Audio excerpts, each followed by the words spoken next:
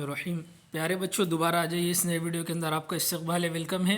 या व्हिडिओमध्ये विद्यार्थी मित्रांनो आपले स्वागत आहे, वेलकम आहे। या व्हिडिओमध्ये आपण डिस्कस करणार आहोत इयत्ता 9वी विषय मराठी अंतर्भारती कविता क्रमांक 11 लेझिम या कवितेतील प्रश्नोत्तर आणि स्वाध्याय आपण या व्हिडिओमध्ये पाहणार आहोत। चला तर या व्हिडिओला सुरू करूया। पहिला प्रश्न पहिले शब्दार्थ आहे आपल्या समोर। सुगी, सुगीचे दिवस आले। सुगी म्हणजे काय तर खुशी। ओला, ओला यानी कि क्या तो गीला। माजने, माजने यानी कि क्या तो माज जाना। ड्यूटी, ड्यूटी यानी कि मशाल। सज्ज होने यानी कि तैयार होना। मंडल धरने यानी कि दायरा बनाना। वाकने यानी कि झुकना। पहाड़ यानी कि सुबह। और मावड़ने यानी कि गुरूब होना। तो आइए चलते प्रश्न पहले की तरफ। प्रश्न पहिला अ, कारणे लिहा। प्रश्न पहिला अ है, कारणे लिहा।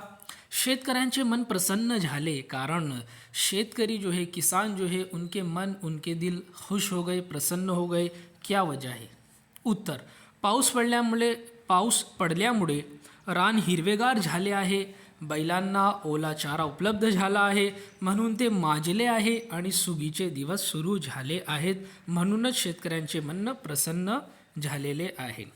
बघा, देखो प्यारे बच्चों, बारिश गिरने की वजह से जो खेत है और जो जंगल है वो हरेगार हो चुके हैं, और जो बैल है, जो जानवर है, उनको गीला चारा जो है खाने के लिए मिल रहा है और वो खुश हो गए हैं, वो भी मात गए हैं जिसकी वजह से।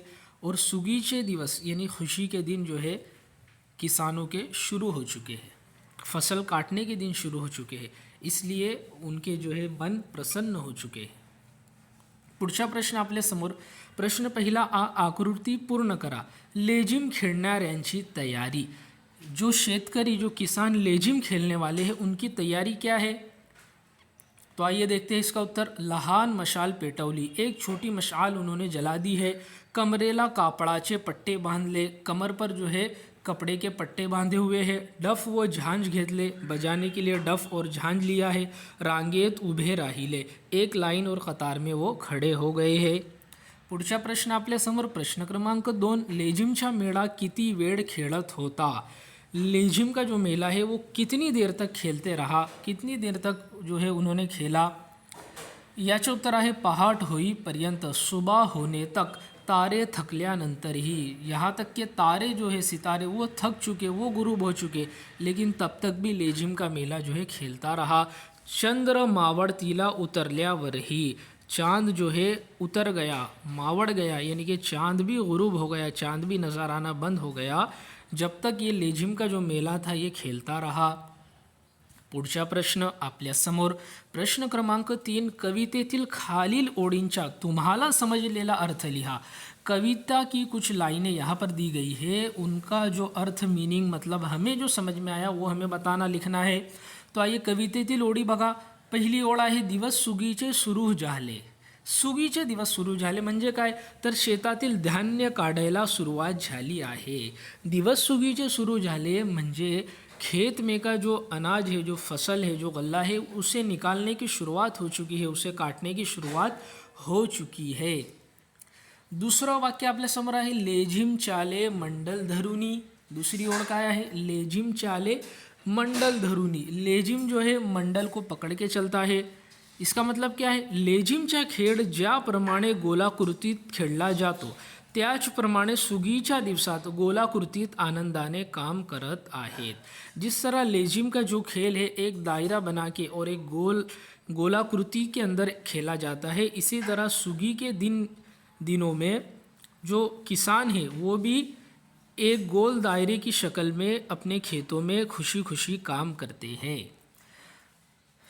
शेवटची ओळ आहे आपल्या समोर, मावळतीला चंद्र उतरला, चांद जो है गुरूब हो गया। इसका क्या मतलब है? तर बघा विद्यार्थी मित्रांनो, सुगीच्या दिवसात शेतकरी लेझिम खेळण्यात इतके मग्न झाले आहे की चंद्र मावळला तरी त्यांना त्याचे भान नाही। यानी सुगी के दिनों में, इन खुशियों के दिनों में शेतकरी जो है, किसान जो है, लेझिम खेलने के अंदर इतने मगन हो गए हैं और इतने जो है बेभान हो गए हैं कि चांद जो है गुरूब हो गया, चांद नज़र आना बंद हो गया, इसकी भी उन्हें सूद नहीं रही, इसका भी उन्हें पता नहीं चला है। पुढचा प्रश्न आपल्या समोर आहे प्रश्न क्रमांक 4 खालील शब्द व त्यांचे अर्थ यांच्या योग्य जोड्या जोडवा. खाली गटामध्ये शब्द दिलेले आहे, तसेच त्यांचे अर्थ गटामध्ये दिलेले आहे, त्यांचे जोडे आपल्याला जुळवायचे आहेत. तर बघा, गटामध्ये पहिला शब्द आहे दिवटी. दिवटी यानी क्या? छोटी मशाल. छोटी मशाल यानी के दिवटी. दूसरा है मंडल. मंडल यानी कि गोल, गोल दायरा. तीसरा है प्रफुल्ल. प्रफुल्ल यानी कि आनंदी, यानी कि खुश. चौथा है सज्ज. सज्ज यानी कि तैयार, एकदम रेडी, जिसे कहेंगे तैयार. पुढचा प्रश्न आपल्या समोर प्रश्न क्रमांक 4 खालील शब्दांचे लिंग ओळखा. देखो नीचे कुछ शब्द दिए गए, इनके हमें लिंग पहचानने हैं, जेंडर पहचानना है. है पहाड़, ये स्त्रीलिंग है, ये मुअन्नस है. है डफ, ये नपुंसकलिंग है, ये ना मुज़क्कर है ना मुअन्नस है बल्कि नपुंसकलिंग है. ई है मेड़ा. मेड़ा ये पुल्लिंग है, मेला पुल्लिंग है, मुज़क्कर है. और लास्ट में ई है सुगी, ये स्त्रीलिंग है, ये मुअन्नस लफ्ज़ है. आइए चलते हैं. पुढचा प्रश्न आपल्या समोर प्रश्न क्रमांक 5 स्वमत. पहिला आहे लेजिम. जोरात चालण्याची तुम्हाला समझलेली कारणे लिहा. लेजिम जो एकदम ज़ोरों शोरों के अंदर शुरू है, तो इसकी क्या वजह है, इसका क्या कारण है, ये हमें लिखना है. आइए इसका उत्तर देखते हैं. सुगी म्हणजे पिकांचा हंगाम. सुगी यानी के फसल के काटने के दिन. सुगीचे दिवस म्हणजे समृद्धीचे दिवस. सुगी के दिन यानी कि खुशियों के, तरक्की के, समृद्धी के दिन. जेव्हा माणसाला सुख समृद्धी भेटत असते तेव्हा माणूस आनंदी असतो. जब इंसान को सुख मिलता है, खुशी मिलती है, समृद्धी मिलती है, तरक्की मिलती है, जब इंसान खुश होता है, आनंदी असलेली माणसे कोणत्याही प्रकारची कामे अगदी आनंदाने करीत असतो. जो आदमी खुश होता है, मुतमईन होता है, वो किसी भी काम को एकदम खुशी खुशी और जो है हंसी खुशी करता है. त्यामुळे त्याचे कार्य जोशपूर्ण असते, इसलिए उसका कोई भी काम जो है जोश से भरा हुआ होता है. सुगीच्या दिवसात शेतकरी शेतातील पिकांचे उत्पादन पाहून प्रफुल्लित होत असतो. सुगी के दिनों में जो शेतकरी है, किसान है, वो अपनी फसल को पका हुआ देखकर खुश होता है, प्रफुल्लित होता है. आणि तो आनंद शेतकरी लेझिम खेळून व्यक्त करत असतात. और वो खुशी जाहिर करने के लिए, उस खुशी का, उस आनंद का इजहार करने के लिए वो किसान और शेतकरी लेझिम खेलता है और लेझिम खेल करके अपनी खुशी जाहिर करता है. म्हणून लेझिम चाले जोरात असे कवि ने म्हटले आहे. इसलिए कवि ने, शायर ने कहा है कि लेझिम चाले जोरात, यानी कि लेझिम जो है जोरों शोरों के अंदर शुरू है, चालू है. पुढचा प्रश्न स्वमत मधला प्रश्न क्रमांक 2 प्रफुल्लित झालेल्या शेतकऱ्यांचे वर्णन तुमच्या शब्दांत व्यक्त करा. जो शेतकरी किसान खुश हो गया है, प्रफुल्लित हो गया है, उसका वर्णन हमें करना है. आइए इसका उत्तर देखते हैं. शेतात केलेल्या कष्टाचे फळ शेतकऱ्यांना मिळाले. जो खेत में जो मेहनत की थी, जो पसीना बहाया था, उसका फल उन्हें मिला है. मग त्यांच्या आनंदाला पारावार राहत नाही. फिर अब उनकी खुशी को ठिकाना न रहा. धान्याची राशि पाहून तो प्रफुल्लित होतो कि जो है गल्ले की जो ढेर है, अनाज के जो ढेर है, वो देखकर वो खुश होता है, गोया कि ये सोने चांदी के ढेर लगे हुए हैं.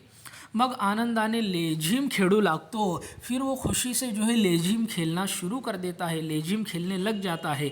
अंधारी रात्रि मशाल पेटवून आनंदोत्सव साजरा करीत असतो. रात के अंधेरे में जो है मशाल जला के वो अपनी खुशी का इजहार करते हैं, अपनी खुशी जो है मनाते हैं. डफ वाजवून आनंदाचे गीत गात असतो. डफ बजा के, ढोल बजा के जो है खुशी के गीत गाते हैं. लेझिम खेळता खेळता रात्र संपूर्ण निघून गेली, याचे सुद्धा भान शेतकऱ्यांना राहत नाही. लेझिम खेलते खेलते पूरी रात निकल जाती, यहाँ तक कि सुबह का जो है चांदनी, सुबह का सवेरा नज़र आ जाता है, लेकिन उन्हें भान नहीं रहता है. तो न थकता रात्रभर लेझिम खेळत राहतो. शेतकरी जो है, किसान जो है, बगैर थके पूरी रात लेझिम खेलते रहता है.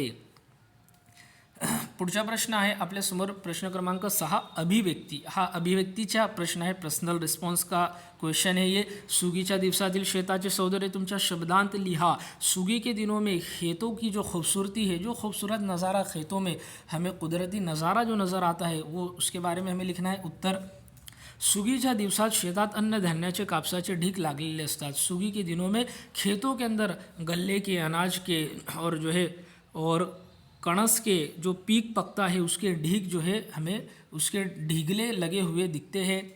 मजूर दाणे काढण्यासाठी त्या कणसांना उन्हात वाळवतात। मजूर जो है उन फसलों में से दाणे निकालने के लिए उन्हें धूप में सुखाते हैं।